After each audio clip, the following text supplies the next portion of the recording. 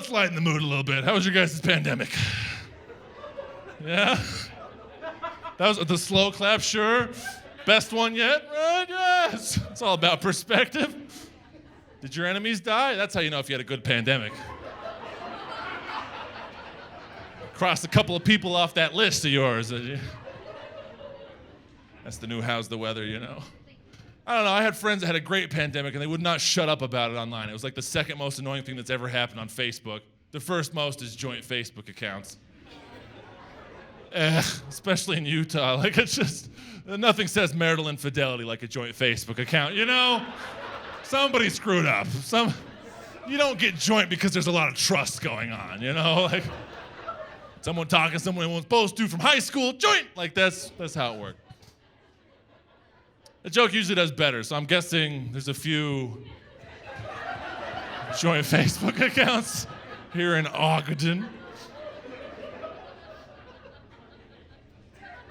Now, but I had these friends, and they would not shut up about how good their pandemic was. It's like they're trying to prove to everybody how great their life was, how it's better to be alone and sad, you know? Like they're in their house just selfie, like, oh, I learned French, new variant, new me. I'm like, can't one of these take you out? Like I don't know, I was bitter because I did not have a good pandemic, you guys. I actually lost my wife during the pandemic.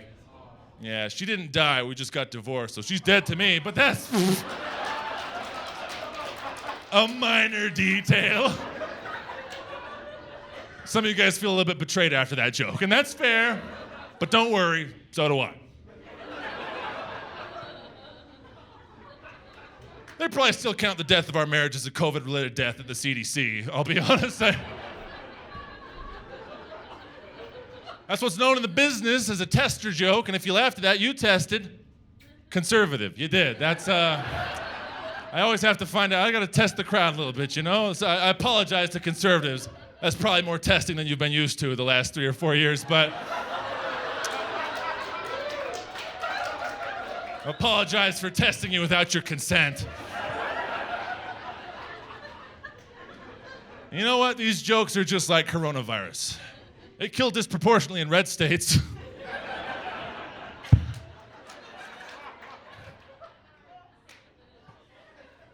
And neither me or my ex-wife ever got coronavirus, but clearly she lost her sense of taste. Come on. It was a good divorce as far as divorces go. I can't complain that much, you know. It was very amicable. We didn't have to get lawyers involved, you know. She even felt bad about the money she was taking, and you know, it's the thought that counts.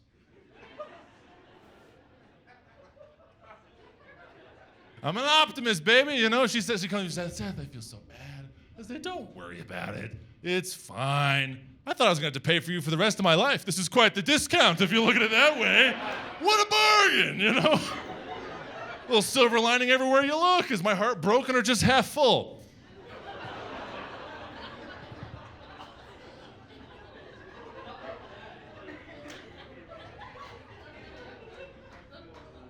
She took weird things in the divorce, things I didn't notice for a while, like our ping pong paddles and our whisk. It's like she didn't want me to have fun or French toast after she was gone. We had a pride flag on the front of our house, and she took the pride flag. I didn't notice for a while, you know. I was probably too busy looking at the ground, singing Hello Darkness, My Old Friend. And even once I noticed, I never replaced the pride flag. Not that I'm not an ally, not that I don't love the gays. I just don't need all my neighbors knowing I don't have a gun.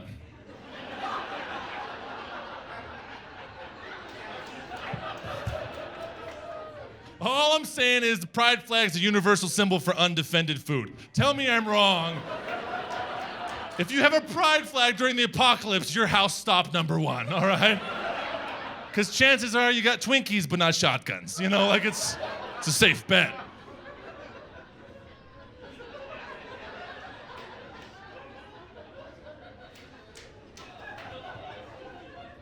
People ask why we got divorced, and we were married for 5 years. Honestly, a very good relationship. It was probably some of the best years of my life. We got divorced because after 5 years, she decided she didn't want to have kids, and I wanted to start a family. That was always the plan. We turned 30, start a family. And it's probably for the best. It's better than us having kids and her not loving them and they'll just grow up to be comedians.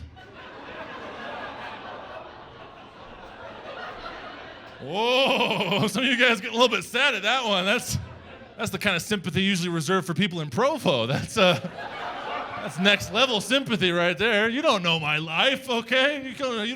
You can't be sad at that. You don't know my life. My mother, 6'4", built like a fridge. And she loved like a fridge. Very cold woman.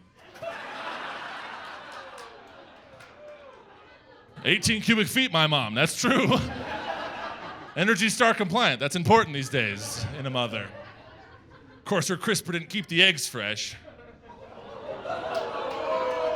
Again, who are you offended for? That's a joke about how I'm a genetic freak. Who are you oh, it's like, have you seen the size of my head? I need a prescription hat. Don't you tell me that those eggs were market fresh, okay? They were a little stale, all right?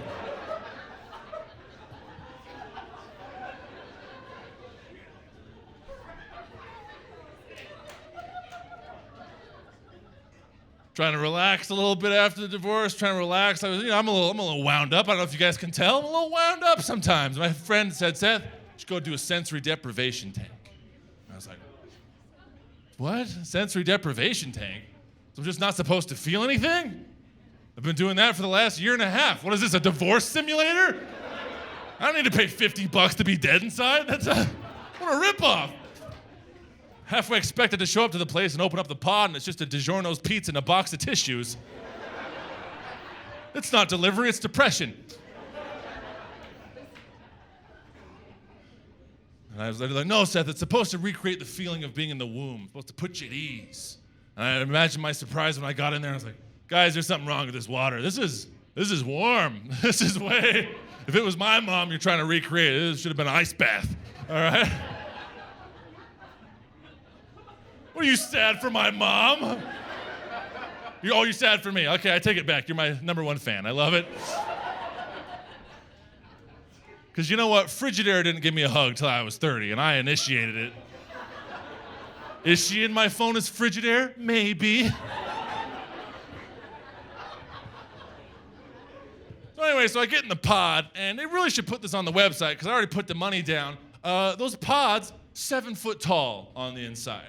And I'm 6'9". So I got 1.5 inches on my, up above me and below me. I'm trying to float in here, feel a little peace. I'm just getting a slowly worse headache, bumping into the walls of this stupid pod. I'm trying to empty my mind, but every time I close my eyes, I just visualize my face as the DVD logo.